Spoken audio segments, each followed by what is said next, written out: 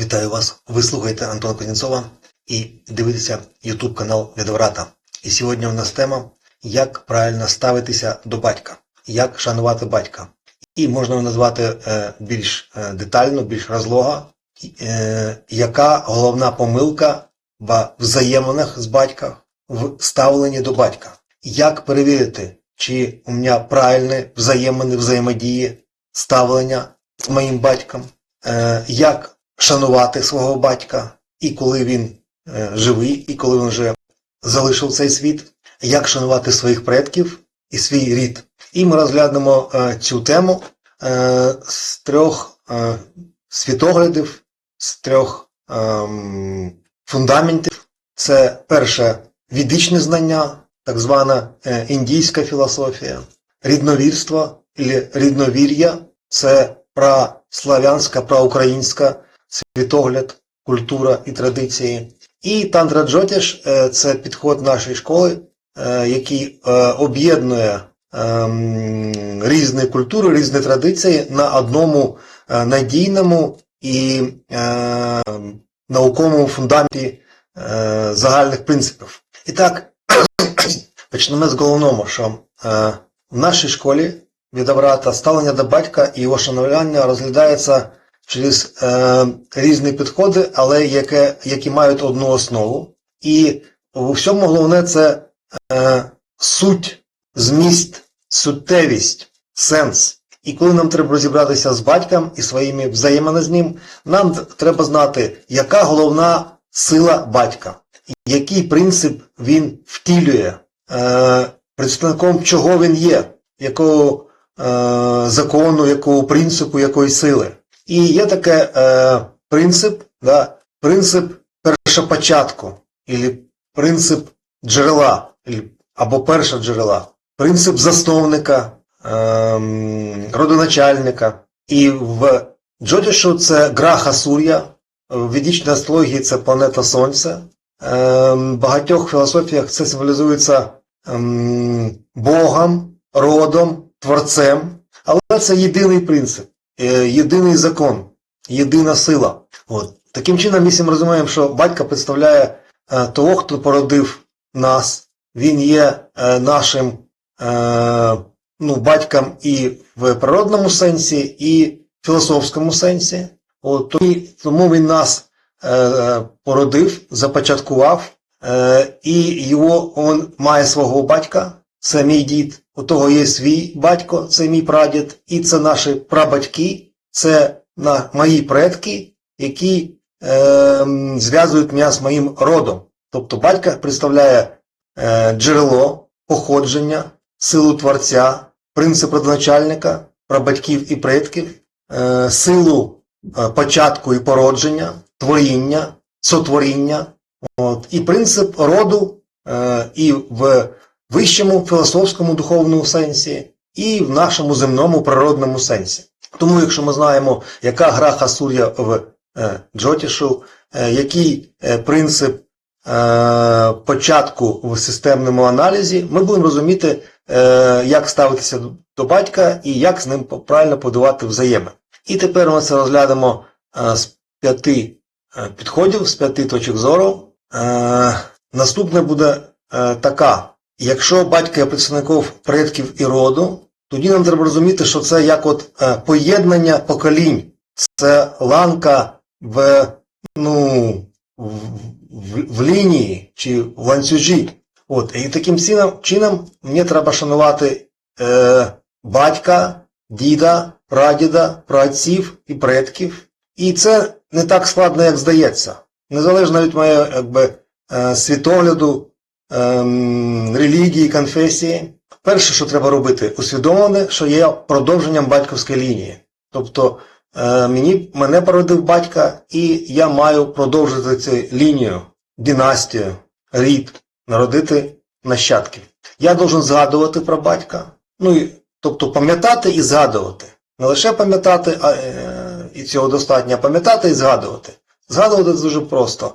Наприклад, якщо я щось згадав добре, і цьому мене навчив батька, можна згадати його з вдячністю.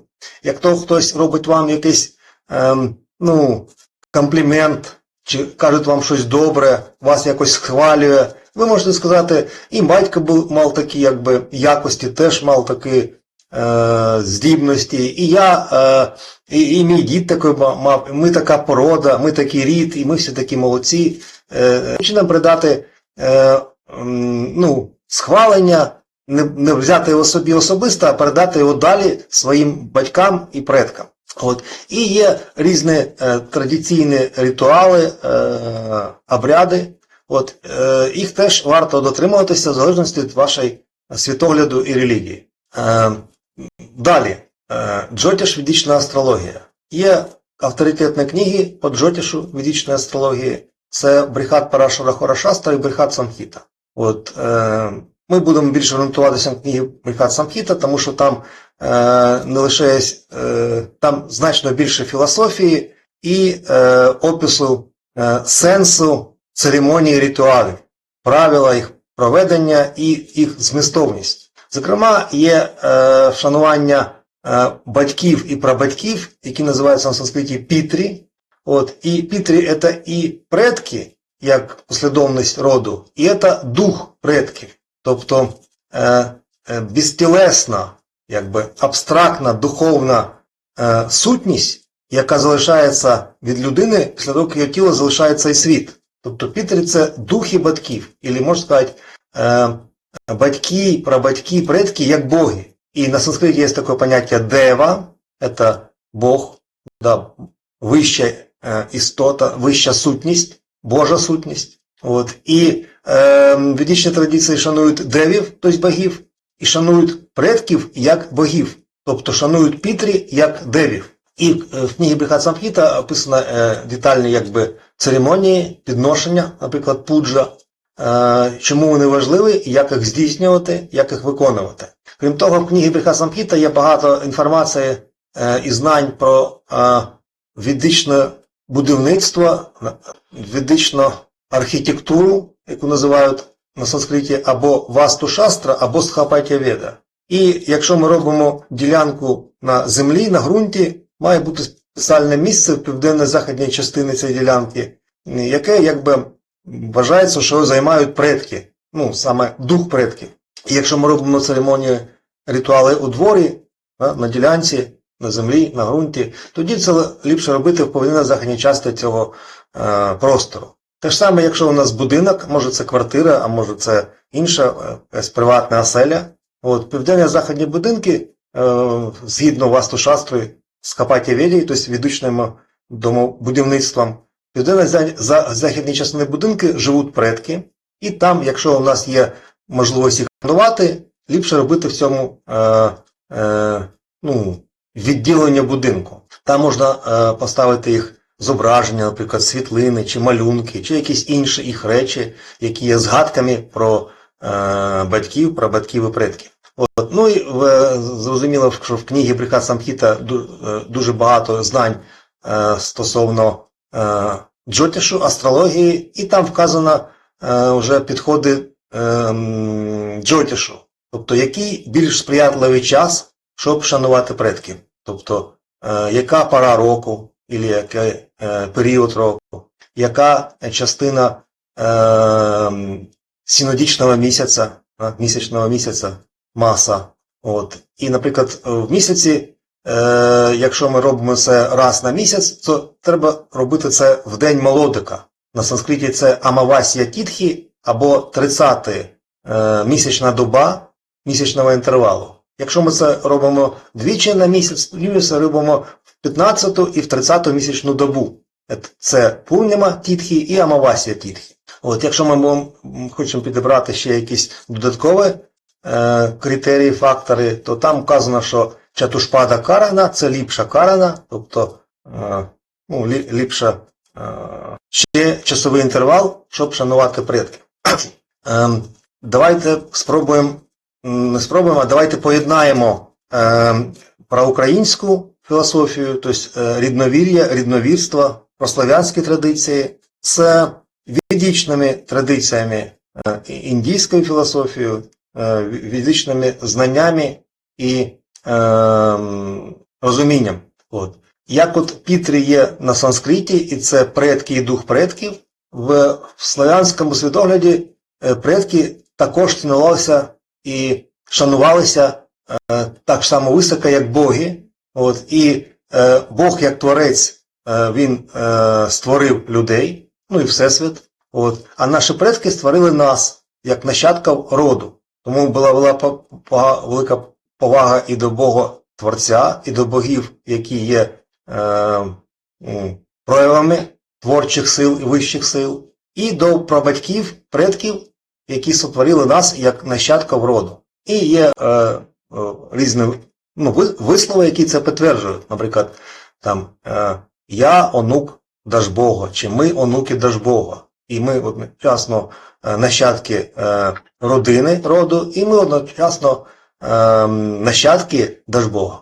Навіть є слово щури, чури і пращури, прачури. Це аналог санскритського слова Пітрі. От чур або щур – це дух, засновник роду, як першопредок або родоначальник. Він одночасно є охоронцем роду. В втіленому матеріальному сенсі він охороняє родовий дім. Дім не як саме фізична оселя, там, квартира чи будинок, а як от місце роду, місце родини. Двір також, можливо, це садиба, родовий двір, родовий дім, родова садиба. Прояви бувають різні, але це місце знаходиться родина і рід цієї родини. І пращур, чур чи щур, чур охороняє, є оцей якби простір, родовий простір. І оці вигуки «чур мене», «чур» – це дух предка, а мене, якби, «допоможи мені», «захисти мене» – це звернення до духу предків. Як є батька-прабатька, так щури і пращури – це якби предки предків, да? Або першопредки першопредків. Без тавтології це важко сказати. От, дід є конкретний дід, тобто батька-батька або батько-матері, а є діти з великої літери – це звернення для всіх дідів. Тобто в українській, проукраїнській і давнослав'янській мові діди – це загальна назва всіх померлих предків або якогось конкретного роду, або взагалі. І якщо ми кажемо про свою родину, свою сім'ю, свою династію, свій рід, то діди для нашої родини, нашої династії – це духи померлих предків нашого роду, і їх тіла цих людей залишили цей світ, а дух не залишає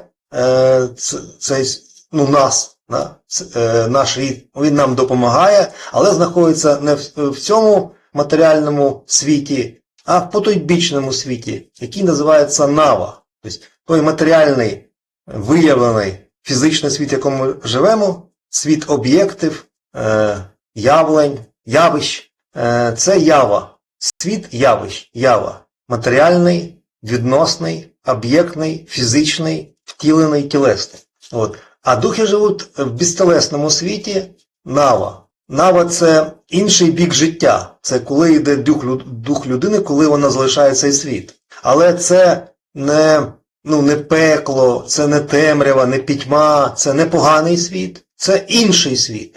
Інший світ. От Нава – це інший світ. Цей інший. На тому світі, кажуть. На цьому світі, на тому світі. В яві і в наві. От. І духи предків, тіла їх залишають цей світ після того, як вони помирають, але їх дух залишається в цьому роді, і вони стають невидимими покровителями. Тобто вони як духи в доброму сенсі, да? Тобто добрі духи, світлі духи.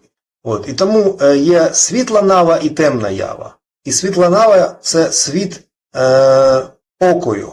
Можна сказати, світ спокою, але світ не в тому сенсі, що там все байдуже, незворушливо. Спокій як покій, тобто як заспокоєння. Піс на англійському або шанті на санскриті. Тобто світ покою, і покой – це з великої літери, як от умиротворення.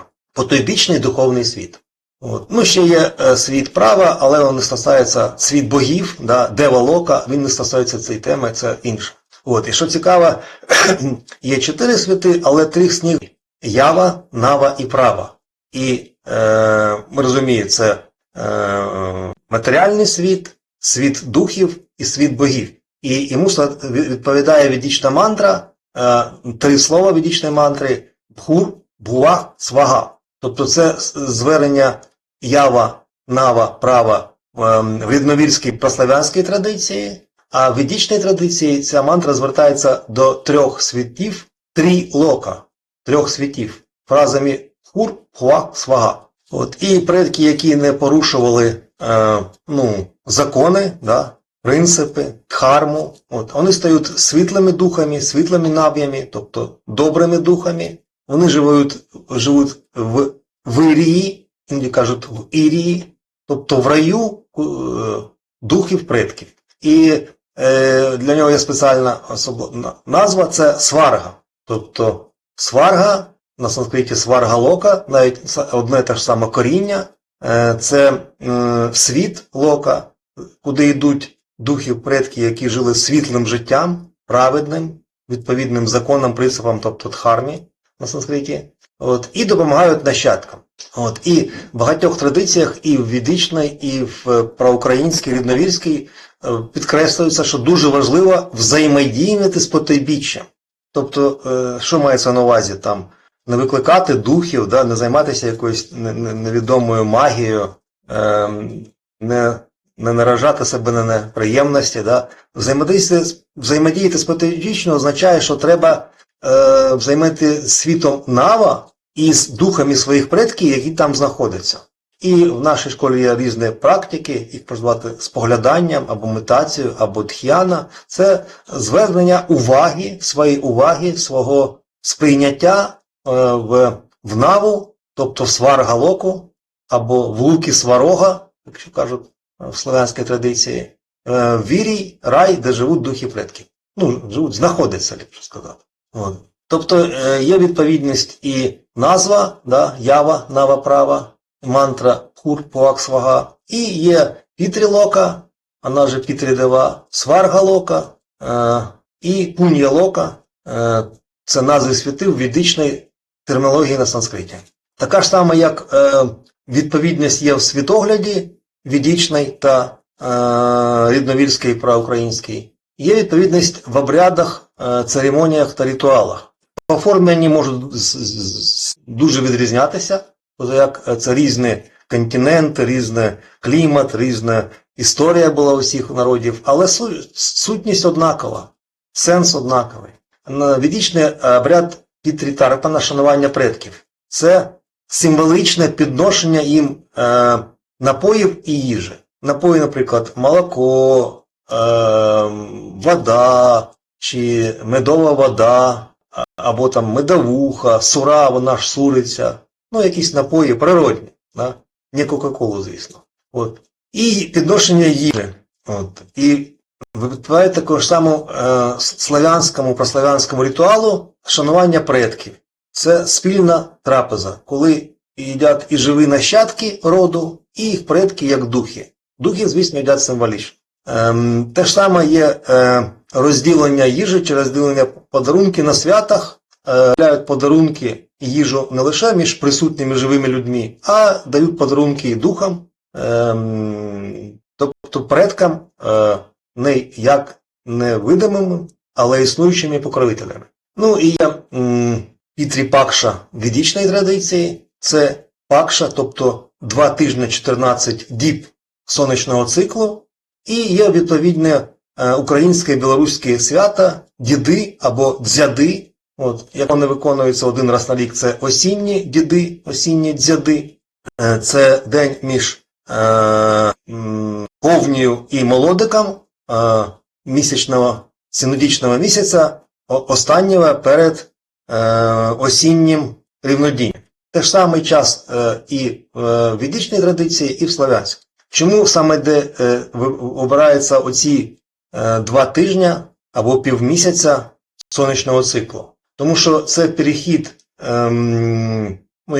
між літом і зимою, перехід між сезонами року, і він символізує перехід між явою і навою, тобто між матеріальним фізичним світом і нематеріальним, духовним, навіть світом духів.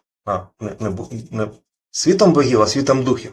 От, тобто кордони, межі, брами, чи можливості, межі, ліпше сказати, відкриваються, стають більш доступними, і ми можемо більш ефективно, більш дієво звертатися до духів предків в Наву і в Пітрілоку. Ну і конкретні ритуали, ви їх можете узнати у волхвів рідновір'я. Зокрема, треба поставити на ніч їжу на стіл. Це їжа для предків. Це може бути, знов-таки, природна традиційна їжа, хліб, куття, млинці тощо. От, вони мають бути гарячими, тобто вони мають парувати. Що таке парує? Це коли повітря розповсюджується в просторі.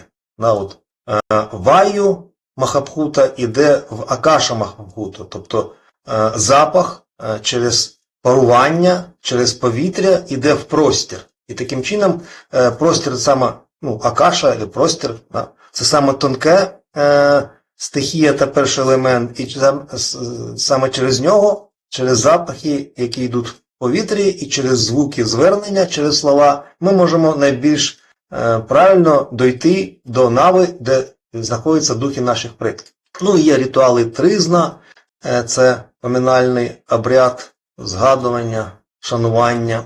От. І це не просто, щоб поїсти, це не бенкет, це символічна їжа заради отримання підтримки предків і життєвої сили роду. Є родониця, безцінний обряд, коли починається розквіт природи. От, живі нащадки приходять на поховання, може на цвинтарі, може на кургани і на інші місця, де поховані предки, а не для того, щоб сумувати і там шкодувати, а щоб радіти разом з духами предків роду, яке починається навесні. І символічне розділення з ними трапез, їжі. Тобто і собі їжі, і предкам їжі, наприклад, можна покласти на землю. І є багато підношень, вони називаються треби.